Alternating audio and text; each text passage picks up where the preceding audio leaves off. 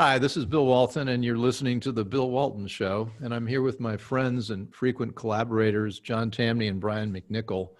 Brian, as I think I've mentioned in the past, is a veteran newspaper reporter and editor who grew up in the sports department of a daily newspaper.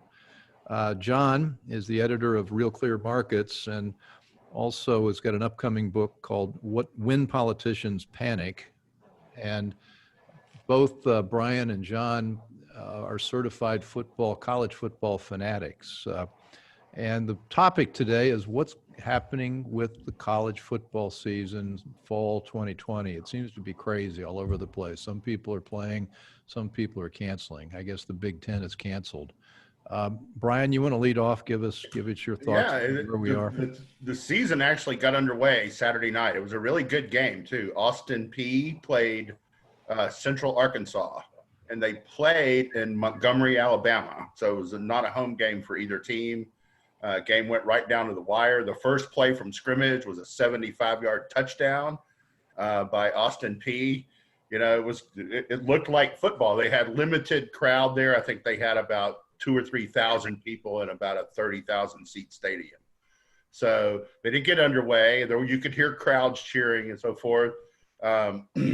Central Arkansas, they're doing something interesting. Their conference, and in fact, both schools are kind of in this situation. Their conference canceled the season, so they don't have any league games, but they have put together a schedule. They have 2 home and home games. They have 2 teams they've arranged to play home and home, and I think they ended up with a total of 8 or 9 games. So they kind of made their own season out of nothing. So we are underway, but it's like the big boys don't hit till I think late this month. Is anybody going earlier than the last Saturday? John, what have you heard? Yeah, I think Brian's right. It's later on in September that it's officially going to get started, which is so sad because, as we know, Labor Day weekend is usually the kickoff for this. It's a joyous. There's something so right and such a good feeling about the fall, yet alarmism's taking it from us. And I'll just add my 2 cents. I think we can all agree that the political implications of this are huge. If I were President Trump or if I were any politician, I would be all over Ohio. I'd be all over Los Angeles. I'd be all over Michigan, Iowa, Central Pennsylvania, talking to them about what alarmism has taken from them. Something so essential to the soundtrack of the fall has been taken from them, and what they've taken from athletes in doing this.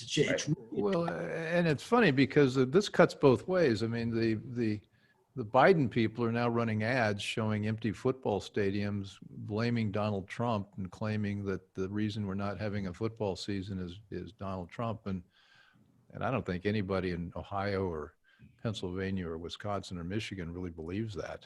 You know, Brian, what's your take? Well, I actually, last week I was in Pennsylvania and Ohio and Indiana. Indiana's playing high school football. They're having games and crowds. Wait. Are you talking about my Hoosiers from Bloomington? Yeah. They've always not played. The university. I went to school there. They've always played high school level football. But they that was insulting, Brian. We went to Bloomington, and the drum corps people were practicing. You know, like the people who marched the flag out and all that stuff. We saw them practicing on the field, but there's no football. I don't understand. I guess the Big Ten is starting to have some second thoughts. But I talked to people all over Ohio and Pennsylvania, and they are absolutely furious about this. They, regardless of who they blame, some people blame Trump. Most of them don't blame Trump. They blame the other side, loosely defined. But they are furious. Like, football is a cultural thing, and as a sports writer, I can tell you that I was never more valued by society than these 2 or 3 weeks of the year, because everybody wants to know how their team is going to do. And the sports writers are the only ones who know at that point. Nobody's played a game. So everybody was hanging on every word you wrote and all that stuff. And all that's gone this year. It's like, who knows what we're going to get. Well, Kevin Warren is commissioner of the Big Ten, and somebody wrote he's well known for his left-wing political activism, and he was working earlier this spring to figure out ways he could he could defeat Donald Trump in the November 3rd election. So he obviously has a political agenda, but it's not clear whether the other commissioners do or how much sway he has. What are the politics? Let's stick with the Big Ten right now. How's that playing out among the commissioners and among the university presidents? What do they think? 3 of them voted against it. 3 schools in the Big Ten voted against canceling the season. Also, the thing about Kevin Warren is his son plays at Mississippi State. His son's getting ready for a season. So his son will be out playing, but the league he runs will be canceled. And the reason he gave were all the horribles associated with the virus. But as I understand it, they're still playing high school football in Pennsylvania with Penn State. They're still playing professional football in Pennsylvania with the Eagles. Same thing's true up in Wisconsin. The Packers are playing, the high school people are playing. And so everybody else in football has decided that they can play at high school and professional levels, but not college. Right. You know, there's a former LSU player, his name escapes me, but when he went to play for the Carolina Panthers, he was so shocked by how much lower quality the facilities were for the Panthers versus LSU. And this was before LSU major $35 million rehabs of what was already great. And so keep this in mind, Bill, in terms of what you're saying. Ohio State, which is the most valuable college football program in the United States when they tried to put a valuation on it, has the best facilities in the world, better than any pro team. They can't play college football, but as you allude, high school football is taking place in Ohio. It's taking place in Pennsylvania. And think of what this means for Ohio State fans. They are presently ranked number 2. They had a very real chance to win it all this year. Justin Fields, their quarterback, a transfer from Georgia, was viewed as the front runner for the Heisman. These guys have had their season taken from them by this alarmism. It's not just sad. I mean, it's so cruel to what they're doing to players, but you think of the political implications of this. If I were Donald Trump or if I were Biden, if Biden had a clue, I would camp out the rest of this campaign in Columbus, Ohio, and just campaign from there. Yeah. Well, and they have Ohio. The cancellation. Also the timing of this. So like LSU has 22 guys signed for next year, and the NCAA is saying they're going to let everybody basically roll over their year of eligibility. So if you're only allowed 85 scholarships and you're bringing in 22, and you're not making anybody advance a year. How does that work out? Where do those guys, how do they fit on the roster? Well, and also the risks to the kids of the disease are almost nothing. I mean, the NFL's already opened its training camp and they're playing padded practice. And as I understand it, they've got like 2,500, 2,600 players in the NFL all practicing now. And there's been one case of COVID-19, and they've been practicing for 6 weeks. So, the risks from this so-called disease are just not there for healthy kids like this. Even going by the government's figures, people under 44, there are fewer than 5,000 people have died of COVID. And Bill, you and I have discussed this at this point numerous times. This alarmism about the coronavirus is about well-to-do elites who don't worry about making rent or how they're going to eat. And it's consistently hit those with the least.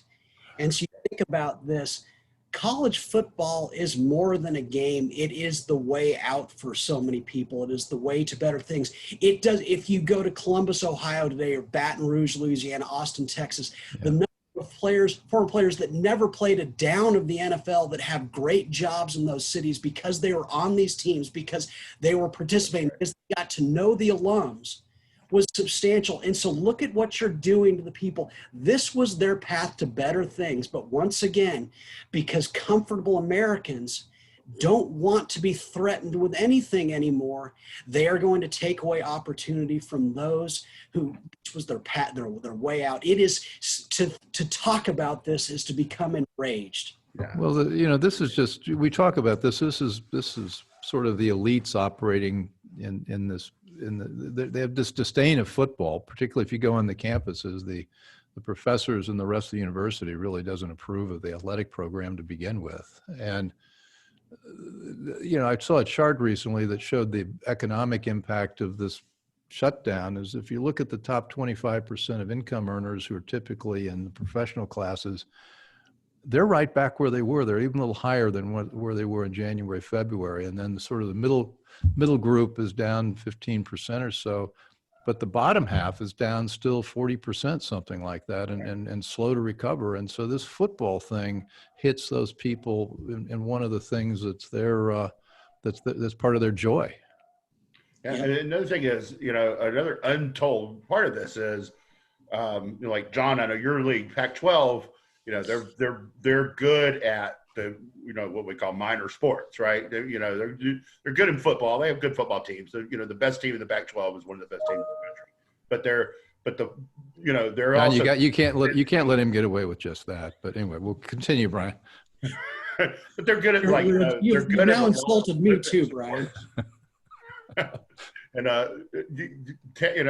Stanford has something like 290 Olympians that are graduates of Stanford, because their Stanford makes a point of being good at all these sports. Well, those sports are all paid for by football, right? You have no football. Stanford's already cut like 7 teams.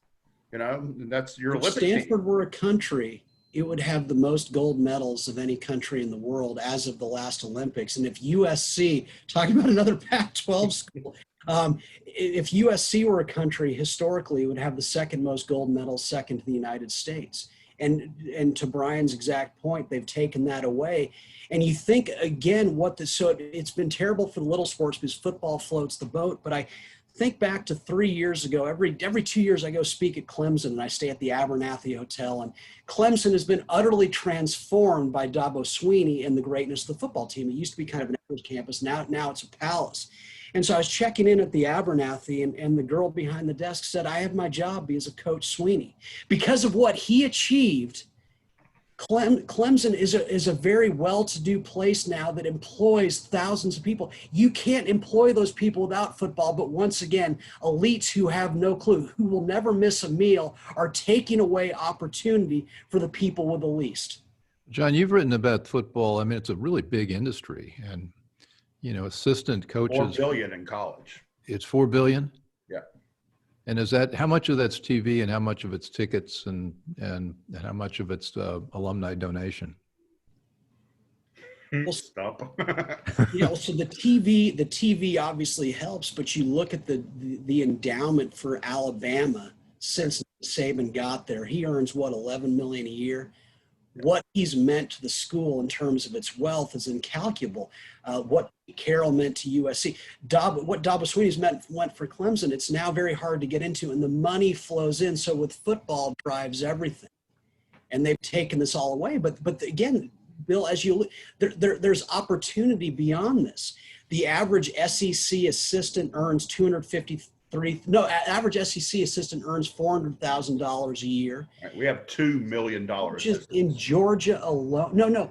36 coaches in Georgia alone, high school level, earn in the 6 figures. This is just Georgia. So football is the way. It's a career for people.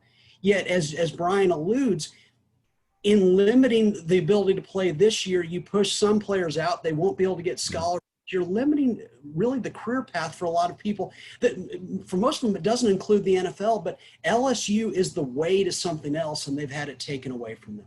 So that's right. There's a long list. There's something called Dandy Don, which follows LSU sports, and he has a long, pages and pages list of where the former players are. And if you go read through it, there's a few of them. Yeah, there's a couple of them in prison or whatever, but almost all of them are. They're either an executive of some kind, or they own a business, or they're law enforcement or whatnot, right? They get upstanding jobs. And like John said, it's jobs that those connections helped them get. They knew they could go to a banker and they've like, I've met you before when I was playing at LSU. You know, that's people don't understand like what a huge, and plus, you know, the towns is like, you know, Los Angeles can probably handle it that the Trojans don't play this year, but you know, Manhattan, Kansas, Bloomington, Indiana, you know, those places are crushed by this.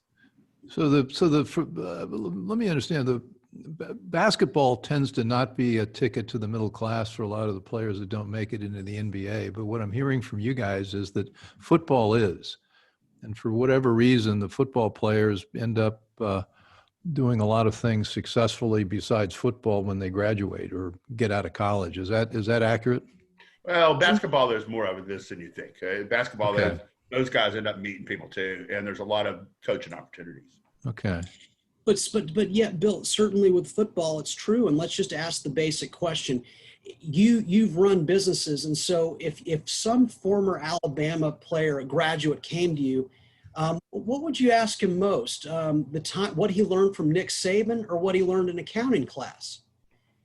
What you get from playing under these geniuses is incalculable. It makes you interesting to interviewers, and as Brian has, it also connects you with the richest, most accomplished alums of those schools. You've got connections that any other kid with straight A's at that same school would give anything to have, because you can suddenly open sorts of doors. And so when you shut down the plane, people say, oh, they're being exploited. It's not. What I would give to know the richest alums from USC, LSU, Texas, Ohio State. These kids have that in addition to the possibility. Well, but what they've really learned is they learn how to play in a team and a system. And you know, one of my trainers, Lamar, played at Ohio State, and he still has his playbooks from Ohio State. And the amount of discipline it takes to memorize that and do the things you need to do to be successful is extraordinary. But I got to push back, John. I taught accounting and to work my way through business school. So I'm not going to be deeply offended, because I will say that I got an MBA, did well, but the only class that really mattered was accounting. So pick something else. Pick marketing. You don't need marketing. You don't need business development and all that. But yeah, but you're right. I mean, I think the whole profile of somebody that, you know, college in itself, this whole thing they're going through now, this has made colleges very vulnerable. And we're talking about revenue here, but it's also made them vulnerable to what kind of experience are they providing to students. And if you can't get on campus, if you can't have football, what is college? What's the package that parents are paying for? That's a very good point, because, you know, if you live in Michigan, right, and you're trying to choose between Michigan State and Oakland County Community College, why do you choose Michigan State? Because your classes are Zoom. You know, there's no football. The things that brought national attention to the school are gone. I mean, why would you not? You know, and it's, you know, 1/15 the price. Why would you pay all that money to you know, your Zoom comes from Lansing as opposed to Oakland, right? What's the difference there? What value is there of paying that money for that big name school if you don't have all this? I mean, people like you say, you know, your endowment and all that stuff goes up, and you know, these kids they like being on TV on Saturday night, waving at the camera, right? And, I mean, that's a bigger thing than people think. Well, it's September now. What's the landscape? How many college teams are there? What, 900, 1,000 that have a football program? There's about 300. The ones that matter, there's 5 conferences that matter, basically. And how many of them are playing, and how many of them have shut down? Is the Big Ten an outlier? Big Ten and Pac-12 are out completely. So is the Mountain West, the MAC, the Mid-America Conference, SEC, Big 12, ACC are planning to play a schedule of only conference games. I think the ACC may be allowing you to play one non-conference game. Well, how are they social distancing and masking and all what are the crowds like? What adjustments have they made? The SEC has not made a decision on whether to let people watch the games yet. Hasn't Georgia said that it's 25% full?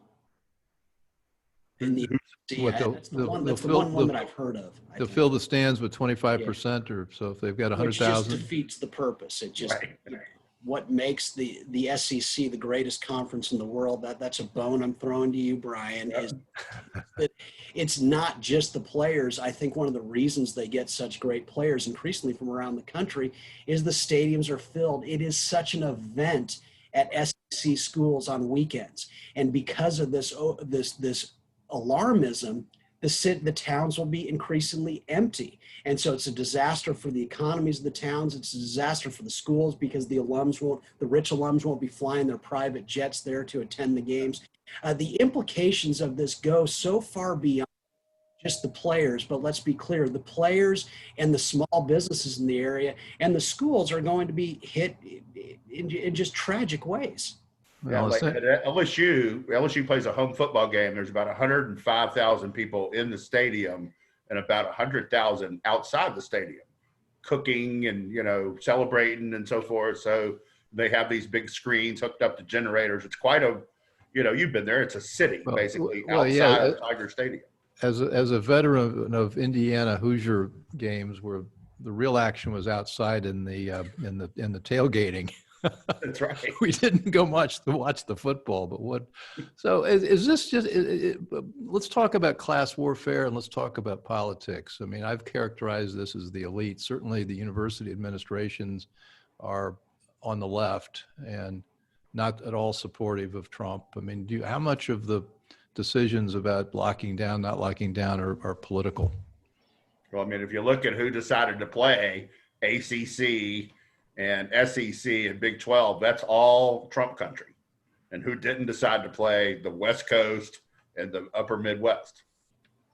I mean, well, so, okay, so it is, again, this is like the 53rd item on our list of why this is not just about a disease, it's about politics.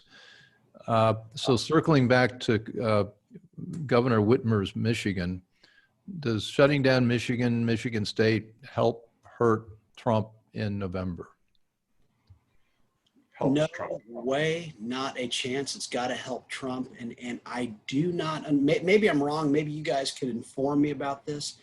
I want to stress once again that if I were Trump, he's got Texas locked down. He's got Alabama locked down. He should spend all of his time campaigning throughout Ohio, talking about the number 2 Buckeyes having been robbed of their season, and go to Michigan, the same thing. Michigan was going to be good this year. Go to Iowa, go to Pennsylvania, all these states that are thought to be on the edge. And then I would add, if there's a few on the West Coast that maybe are leaning, go talk about what this has meant, because it's the easiest politics on earth. As Brian alludes, there's a reason there's no way SEC states could have shut down college football. The political implications would have been so dire for the governor that oversaw this. There's just no chance. That's right. And Ed Orgeron came out very early in this and said, the country needs football. He's someone we share. It was USC before he came back to LSU. And I've known Ed since he was in college, since he was playing. And, he was very forceful about, A, he likes Trump, and B, Louisiana needs football. Alabama needs football. Mississippi needs football. It's not want, it's need, So have you talked with anybody? Have we seen any polls? Or has anybody done an analysis of the battleground state guys, analyzed this and figured out how to run ads to message this? I think John has got the best thoughts on it I've heard. I think there's very little effort to take advantage of it. If I was Trump, I was thinking about your idea. I would, I'd go to Ohio and say, y'all were going to kill Michigan this year. Then I'd go to Michigan and say, y'all were going to kill Ohio State this year. Hey, you said, hey, I know what I said. I was on the wrong side of the border. That's right. Penn State was trying to, and there was a couple of other Big Ten schools. The 3 votes against it were Penn State, Nebraska, and Iowa. And I think Penn State and Nebraska were talking about joining another conference just for this year so they could play football. And the commissioner said, if you do that, you're out of the Big Ten forever. So, I mean, that's, it's being politically foreclosed. No one is even pretending this has to do with health anymore. Well, I guess we don't know. Go ahead. You think about, so LSU and Ed Orgeron, last year's LSU team was arguably the best ever. But until then, no one really took Ed Orgeron seriously as a coach. He transformed his image last year and put so many players in the NFL. What coach missed out on the same opportunity to be this year's Orgeron?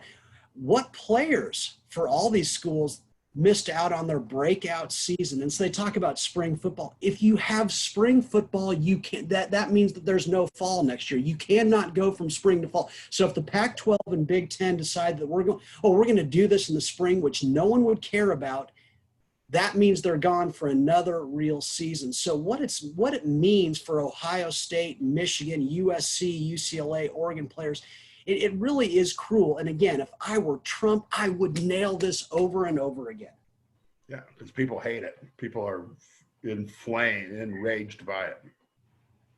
So I'm not a scientist, but I am a statistician and done a lot of math work. And, you know, the latest that seemed to come out is that we've got 180,000 deaths from this COVID-19, supposedly, or correlate or connected with, but it also turns out that 93% of those deaths had on an average of 2.3 or 2.6 comorbidities, Right. which means if you take the 6 or 7% times 180,000, there are basically 9,000 people who've died of COVID-19 only. Right. And yet we've seen a spike in suicides. That one number I saw yesterday was there like 75,000 suicides that seem to have been sort of on top of what normally happens during the last 6 months. Do you guys have any feel for, you know, what the real impact of this virus has been on people's dying or whatever? Well, you know, not only is it, you know, 9,200 or whatever it is, but half of the people who have died were 85 or older. 2/3 were 75 or older. So nobody playing tackle for Ohio State is in the wheelhouse here at all, right? And they're just not. It's like these are young guys. There's not been a single case of a kid giving it to an adult and the adult died. There are the number of people below 20 who have died of COVID is mid double digits, like 45 or 50. So what's wrong with us that we're not terrified? Like the polls show 60, 65, 70% of America is still very, very, very fearful. What am I missing? It's a full media onslaught telling you, be safe, wear masks. You know, it's Karening of society. Well, Brian, that's one area where I'm going to give some pushback. I don't buy the media narrative, and here's why. We're all Facebook friends. And if you went through my Facebook feed, you'd be getting the information that we've just talked about the 94% from the CDC. If you pick up even the New York Times, I get some of my best information about why this isn't very lethal from the New York Times. They've been reporting for months that 40% of the US deaths were related to nursing homes. And so compare this, if this happens in 1980, okay, for one, you couldn't have had the lockdowns and the economy wasn't advanced enough to do something so decadent. But if you had it in 1980, our access to the information we're talking about would have been very limited. Nowadays, we're bombarded with with the information that we're passing on. So I don't think it's a media thing, but I'm willing to be persuaded. Media or social media or which one? I mean, is it, are we talking Facebook or the New York Times or both? Well, I think it's both. I think they're blurred. They're one and the same now. And if you looked at my Facebook feed, and I think I can speak for all three of us, we are bombarded with information showing how overstated is the lethality of this and why people should just kind of relax. And so I'm very confused as to why people are still buying into this. Because but nobody's listening to the other side. I mean, I put out a blog a couple of days ago on these statistics I just cited, and I got people saying, unsubscribe me. I don't want to hear that. So, you know, we're canceling each other. I'll tell you one thing that is happening though. Like I coach basketball, as you know, and we coach. You know, I've coached girls. They're the girls I have now are going into high school. They're 8th grade, going into 9th grade, and for a long time we couldn't find anywhere to play. But late in the summer, people started having tournaments, so we ended up playing in 5 tournaments. And the soccer people, the reason we stopped is soccer had started and we lost players to soccer. Lacrosse had started. We're losing players to lacrosse. So and it's not county sports. It's not school-based sports. It's private sports, and the games are not in schools. They're in private gyms and so forth. So the things people can control, people are voting with their feet to get back involved in this stuff. So, there's that. I mean, I had 12 girls on this team. I had three of them who said, we will not play at all this season. And so we were down to 9 to start with, and then I had one who kind of came in and started playing. So, there was caution, and like a couple of people were like, we have immune system issues in our house. So I'm like, okay, well, yeah, you're at heightened risk, and we don't know, and so I don't blame you for that. But most people have they had enough, and they're like, yeah, these kids can play. They're not going to get hurt. John, we got to wrap up here. I want to come back in a few weeks to kind of figure out where we are with football then and some other things. John, you got want a final thought, and then we'll yeah. Well, yeah, because continue. I want to get Brian back for those mean things he said about the Pac-12 and Indiana Hoosiers. So we can see some rankings in a few weeks too. But no, thank you so much for having this forum. This is such an important discussion, because I really do think, once again, that this has been the reaction of a very small number of elites that has been disastrous for, again, those with the least. And I'm so glad that we can have these discussions. It means a lot to me. John, Brian, I agree with what you just said, John, and we'll be back to talk about other aspects of this in a not too distant future. So thanks for listening to the Bill Walton Show, and you can find us on iTunes and all the other major podcast platforms. Also, we've got a YouTube channel, and talk with you soon. Thank you. Go Tigers. Go Hoosiers. Thanks for listening. Want more? Be sure to subscribe at thebillwaltonshow.com or on iTunes.